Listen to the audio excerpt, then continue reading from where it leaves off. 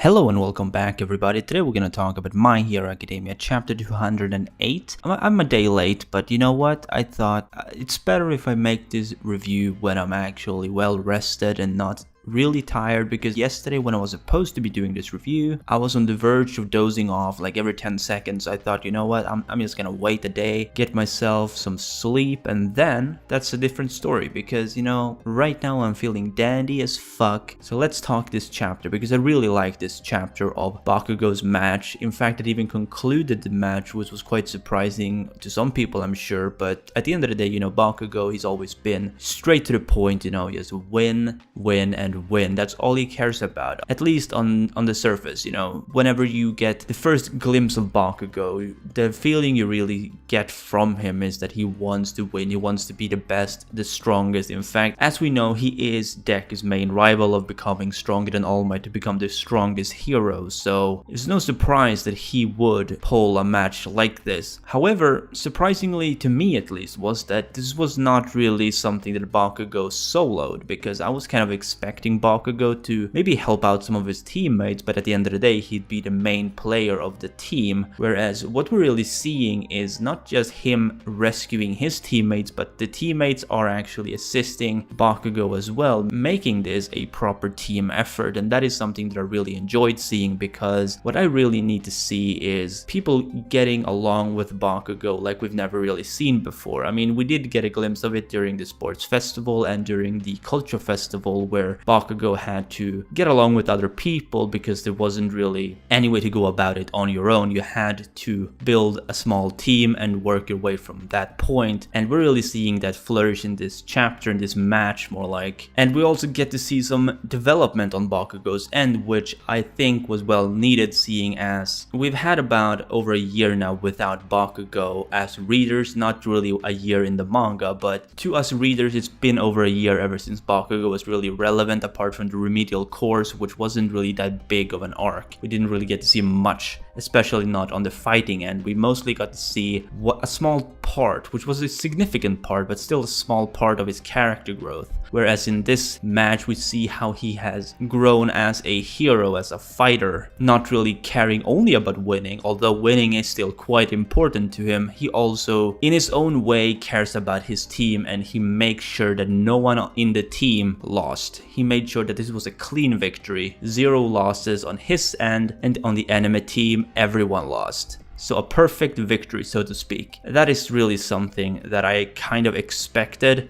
after the fact, you know. After having read the chapter, I sort of figured, you know, well, this is definitely the kind of person Bakugo is. He wants to prove that he is the best of the class, even better than Todoroki and Deku. Of course, Deku's match hasn't really, you know, come up yet, but I'm sure that this match will definitely make that match seem like nothing. Like, that is the kind of impression I'm getting after reading this chapter. And looking at the match with Todoroki, while it's true there was a great match, I really liked that match, especially the Todoroki parts that we got, but at the end of the day, he didn't really perform as well as Bakugo did compared to the members of the other team. Bakugo was really shining and dominating, as opposed to Todoroki, who was playing his part, but at the end of the day, you know, everyone else on the team was also doing their own part, which was about equal in terms of relevance and importance as Todoroki, whereas Bakugo was really leading his team. He was really progressing them forward, making sure that no one got hurt, no one was taken, and all that kind of stuff. So this match was absolutely better than that match by a mile. Another thing that really caught my attention, though not really the fight itself, it was Monoma's part in this chapter, because we see Monoma kind of reacting at the fact that Bakugo was saving Jiro, which, you know, to Class 1A this is not really that surprising, because they have seen this kind of stuff before in very small parts, you know, nothing really as significant as what we saw in this chapter. But at the end of the day,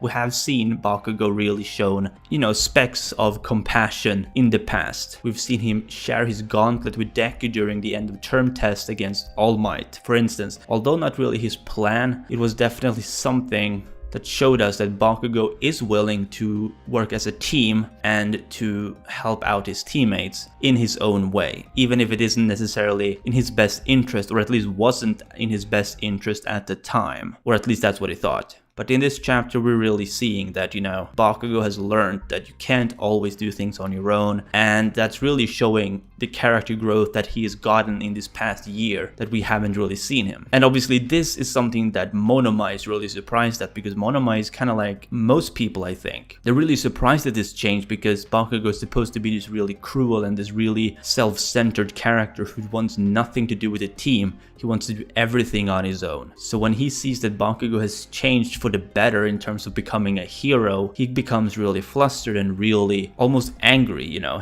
because he wants Bakugo to stay where he is so that Monoma can actually make fun of him, as we know he likes to do with a lot of people. He likes to find something bad about a certain person and make fun of that particular part of that character. And now he's really losing that edge on Bakugo, because what he had on Bakugo was the fact that he was so self-centered and so egotistical that he would do anything on his own rather than rely on a team. But now we're seeing that Bakugo can actually go past that point, and Monoma really doesn't like that. It doesn't really have anything to do with the match, as I said, but it is something that's quite important, I think, to note, because it really shows us that even characters that aren't part of Class 1A are really starting to notice the change in Bakugo. Bakugo has such a big influence during the sports festival especially. People had a certain impression of him, but that impression is starting to fade, or at least starting to change, because he's now becoming a lot better and a lot nicer, quite frankly. You know, he's taking baby steps, honestly. He's not just taking huge steps to becoming a great person or anything. You're not really gonna see him helping an old lady over the street anytime soon, probably, because, you know, he's taking small steps to becoming this greater hero rather than actually becoming someone perfect right away. And at the end of the day, you know, his personality probably isn't going to change. That's just who he is, and I think that is one of the things we're gonna have to really see him keep throughout the story. And I'm really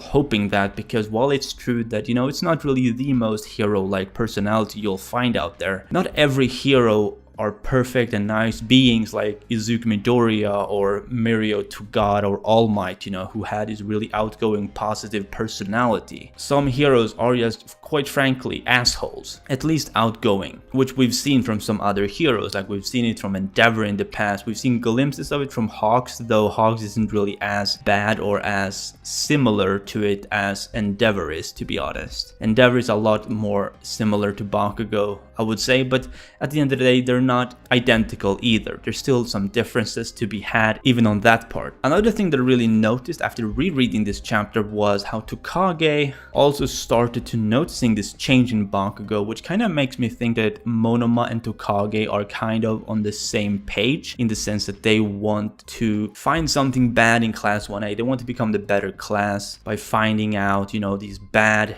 habits or bad characteristics of the characters in Class 1A, and they want to really use that to their advantage. I think that's really what Tokage's plan was in this match, because she seems to be as flustered as Monoma around the same time in the chapter, in fact. So it just kind of gave me the impression that they're probably working together in a sense. Obviously, they're not really plotting anything big, as we know. I mean, they're just the secondary class. They're the Class 1B of the UA Academy right now. So I'm really hoping that goes somewhere. Maybe we'll see Tokage and Monoma really talk this out and try to find other ways to expose Class 1A's members, you know what I mean? Like, that's something that I could expect to happen in the future, maybe. Of course, it's not gonna be anything huge, probably. It's just gonna be something really small and something really casual, you know? Something that's just going to help us understand some of the members in Class 1B and why they're doing what they're doing, you know? That kind of stuff. Anyway, I'm going to be ending this review right here, so I'd love to know what you think down below in the comments about this chapter. Did you like it? Did you enjoy seeing the progression and development from Bakugo's end, and how he's actually being able to handle a team and even make the team work? You know, he's not just part of a team, it's actually coordinating the team in a fashion we haven't really seen, at least not in Class 1A. So yeah, I'd love to know what you think down below in the comments, as I said, and as always, if you did, be sure to Detroit smash that like button if you enjoyed, and subscribe if you haven't done so already. This has been Chaotic Plus, and remember everybody, Toga is waifu, Toga is Laifu.